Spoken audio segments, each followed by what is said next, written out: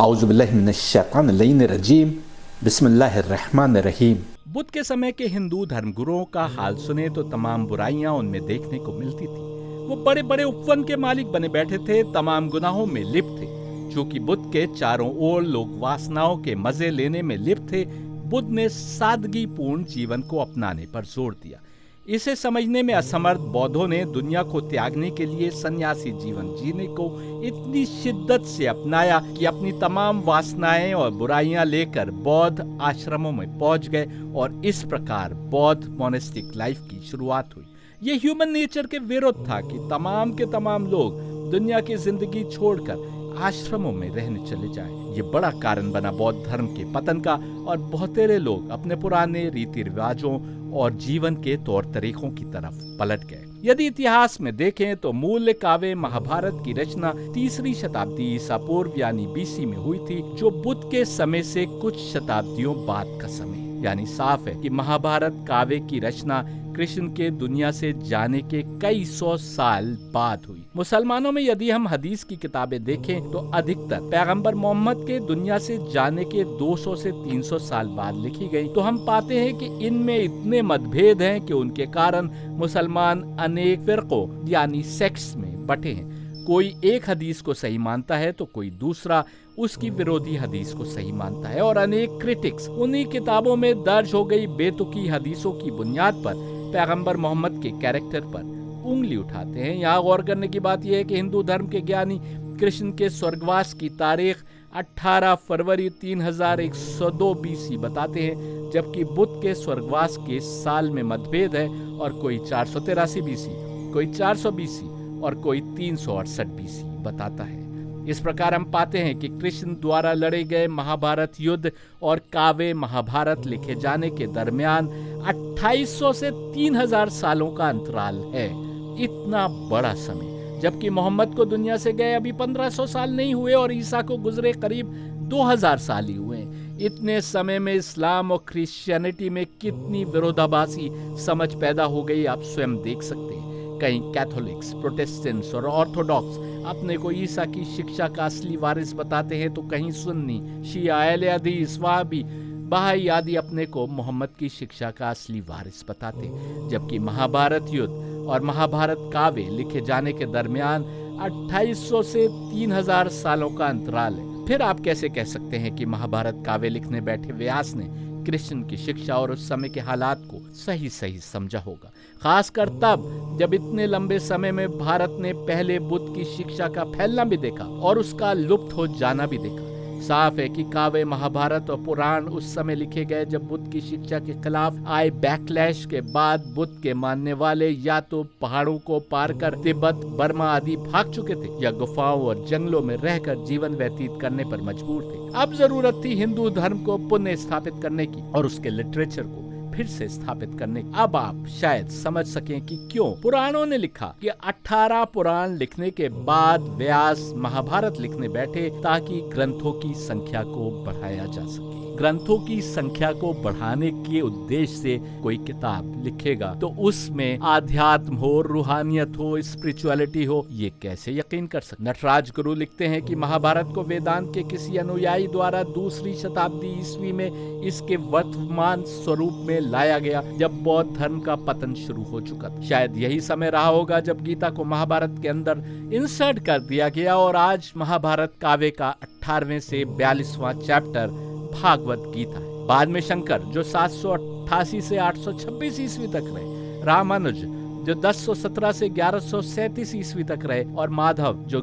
1199 से 1317 ईस्वी तक रहे, इन तमाम कमेंटेटर्स ने आज के गीता साहित्य की नींव रखी। नटराज गुरु लिखते हैं, गुप्ता शासन काल के दौरान जब बौद्ध धर्म भारत में पतन की राह पर था, जिसके मुख्य कारण राजनीतिक थे, भारतवर्ष में एक प्रकार की आध्यात्मिक शून्यता छाई हुई थी, यानी स्पिरिचुअलिटी के नाम पर कुछ शेष नहीं बचा था। बौद्ध धर्म के मानने वालों ने जिस मोनेस्टिक लाइफ का कॉन्सेप्ट दिया था, उसके स्थान पर अब जरूरत थी एक रीवैल्यूड और रीएडजस्टेड स्पिरिचुअल लाइफ जीने के तरीके को पेश किया जाए। बौद्धों की हेटेरोडॉक्स रैशनलिज्म यानी असंगत तर्कवाद से लोगों का मोह भंग हो चुका था और कोई वैध धार्मिक फिलॉसफी नहीं बची हुई थी। जो उसके बदले में सामने आए। अपने नए रूप में गीता उस समय की आध्यात्मिक अराजकता यानी स्पिरिचुअल वैक्यूम की पूर्ति करती थी, और शंकर की गीता पर कमेंट्री उस समय सामने आई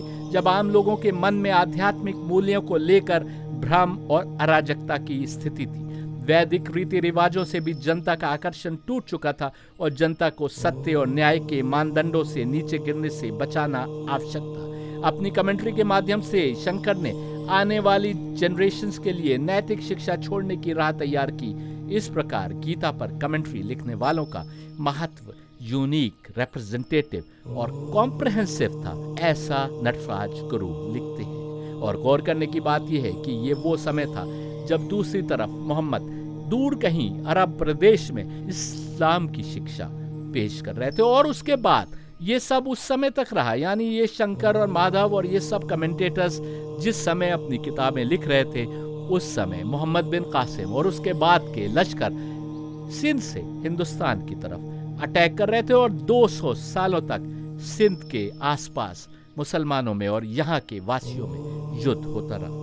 इस प्रकार हम देखते हैं कि जहां कृष्ण द्वारा लड़ी गई महाभारत और काव्य महाभारत लिखे जाने के बीच 2800 से 3000 वर्ष का अंतराल है, काव्य महाभारत और उनकी कमेंट्रीज लिखने के दरमियान भी करीब 1000 वर्ष का अंतराल है। और इस दरमियान गीता जो महाभारत के अंदर इंसर्ट हो गई वो अलग। गीता की कमेंट्री लिखने बैठे लोग काव्य महाभारत में बताई गई कहानियों और मिथ से कितना इन्फ्लुएंस हुए ये कहना मुश्किल है, लेकिन ये तो साफ है कि गीता के अनेक कमेंटेटर्स महाभारत की कहानियों की रोशनी में महाभारत युद्ध का असली कारण तक नहीं समझ पाए आज तक। यदि बीच की कुछ कड़ियां आज गायब हैं तो आप कारण समझ सकते हैं। कृष्ण के बाद के करीब 4000 वर्षों में हमने गीता समझने के लिए आवश्यक कुछ महत्वपूर्ण कड़ियों को नहीं समझा या भुला दिया, और सैकड़ों वर्ष बाद जब बौद्ध धर्म के स्थान पर किसी और फिलॉसफी को सामने रखने की जरूरत थी तो आधी अधूरी समझ के साथ गीता को सामने रखने की कोशिश की गई,